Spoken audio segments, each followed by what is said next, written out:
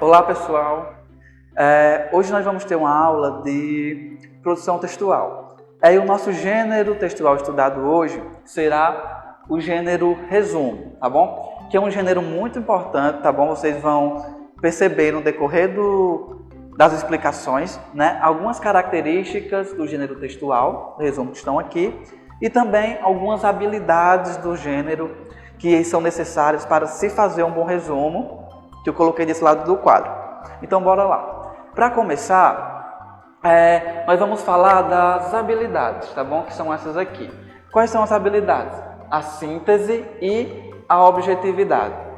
Para começar, vamos entender o que significa síntese. Síntese vem do ato de sintetizar, ou seja, é a minha capacidade de poder resumir alguma coisa, tá bom? Pegar algo que tem uma extensão maior e poder fazer com que ele fique mais compacto, menor. E continue tendo sentido, continue sendo um texto coerente, que as outras pessoas continuem entendendo, que siga a linha de raciocínio do meu texto original. E também temos a objetividade, que vem de ser objetivo, ser direto, ir logo ao assunto, fazer com que as pessoas consigam entender. Então, bora lá. A síntese e a objetividade são duas habilidades que estão presentes no gênero textual resumo e que são de extrema importância para que seu texto tenha uma ótima qualidade, tá bom? Então, o que é que eu vou pegar desse texto maior e colocar no meu texto menor chamado resumo? Primeiro, vamos pegar os pontos essenciais, ou seja, são pontos que estão contidos no texto original, no texto maior, e que não podem ficar de fora do meu texto menor, ou seja, do meu resumo. E que pontos essenciais são esses? São as ideias e fatos principais que o autor usou para fortalecer seus argumentos e montar sua opinião dentro do texto dele, né? Então, esses pontos essenciais são as ideias e os fatos principais que o autor usou no seu texto original. E isso eu tenho que manter dentro do meu resumo. Vamos lá. Outra parte importantíssima do gênero, abreviação e ordem. Para que eu seja capaz de fazer um resumo, tá bom? Que eu seja capaz de organizar um bom texto, eu tenho que ser capaz de dominar a técnica de abreviação, como eu já falei para vocês, a capacidade de tornar uma coisa maior em um texto menor.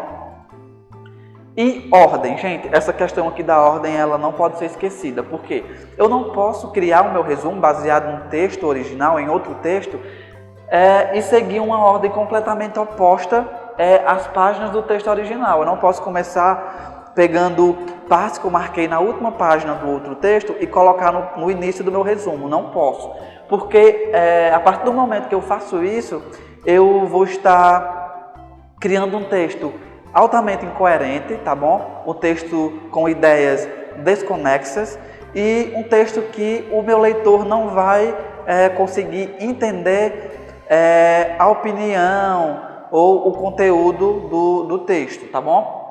Então vamos lá.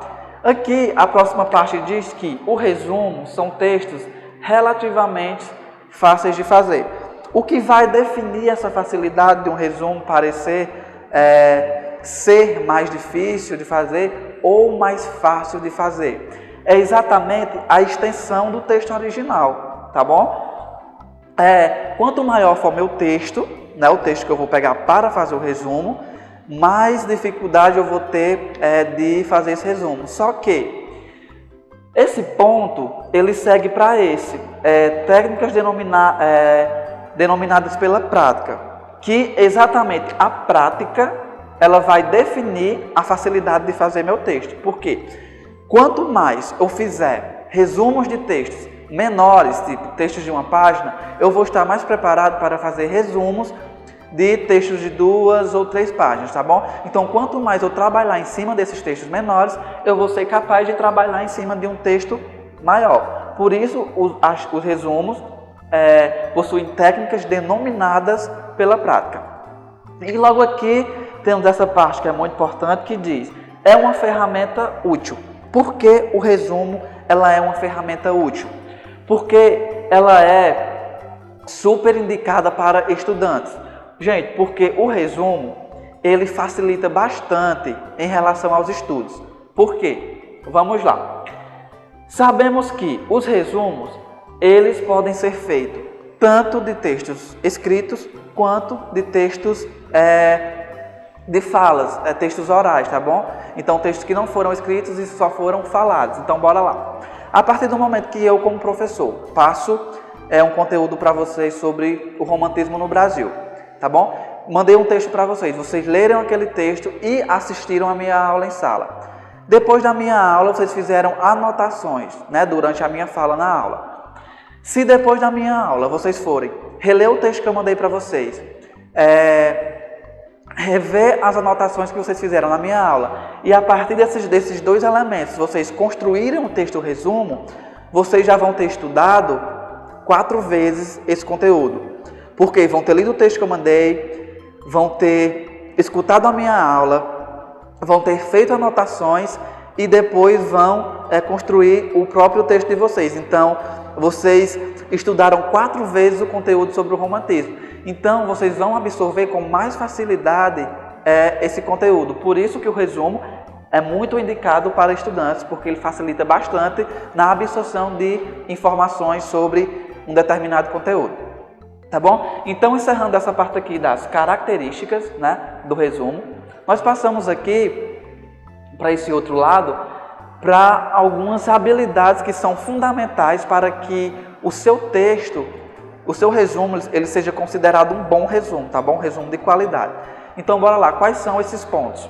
Primeira parte. Faça uma leitura do texto original.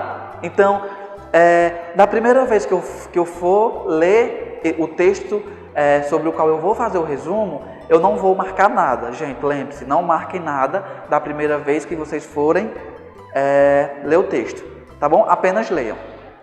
Na segunda leitura, sim, você vai sublinhar o quê? As palavras que serão usadas como base. O que são essas palavras que são usadas como base? São as palavras que vão lhe nortear dentro do texto, que vai fazer com que você siga uma linha de raciocínio e vai fazer com que os leitores também consigam entender o texto de uma forma melhor. Então vamos lá. Você vai selecionar também fatos ou ideias que são importantes. Gente, lembre-se, vocês têm que tirar do texto original apenas fatos e ideias que realmente precisam estar dentro do seu resumo. São os fatos e ideias que não podem ser deixados para trás, que não podem ser esquecidos, tá bom? Isso já liga aqui ao quarto ponto, que é suprimir ideias secundárias. O que são ideias secundárias, pessoal? São ideias que não têm muita importância e não precisam aparecer dentro do seu resumo. Isso já vai fazer com que seu resumo não se alongue, tá bom? Então, mantenha a linha do que seja um resumo, que é um texto resumido. Trocar frases por outras mais econômicas. Isso também se volta à questão de manter seu texto um texto curto.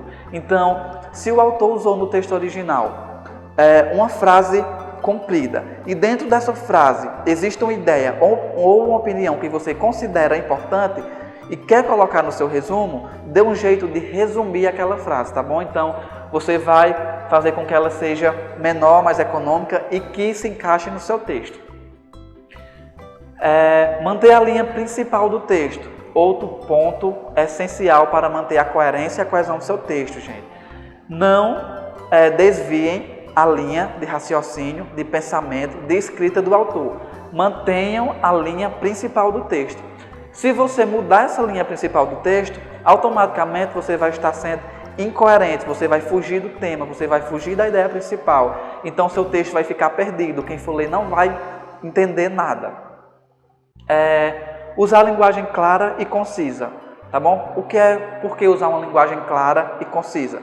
Uma linguagem que você consiga ser direto, tá bom? E que a pessoa consiga, que o leitor consiga entender o seu resumo. Por isso, essa linguagem clara e concisa. Não usar frases do autor original.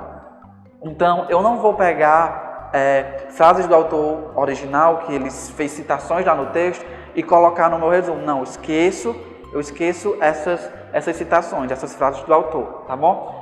Transformar discurso direto em discurso indireto. O que é discurso direto? Discurso direto é quando o autor faz a representação da fala de personagens exatamente como elas são. E para isso ele usa os travessões e os dois pontos ou o uso de aspas para representar essa fala. Então eu tenho que ser capaz de transformar esse discurso direto em um discurso indireto. E o que é o discurso indireto?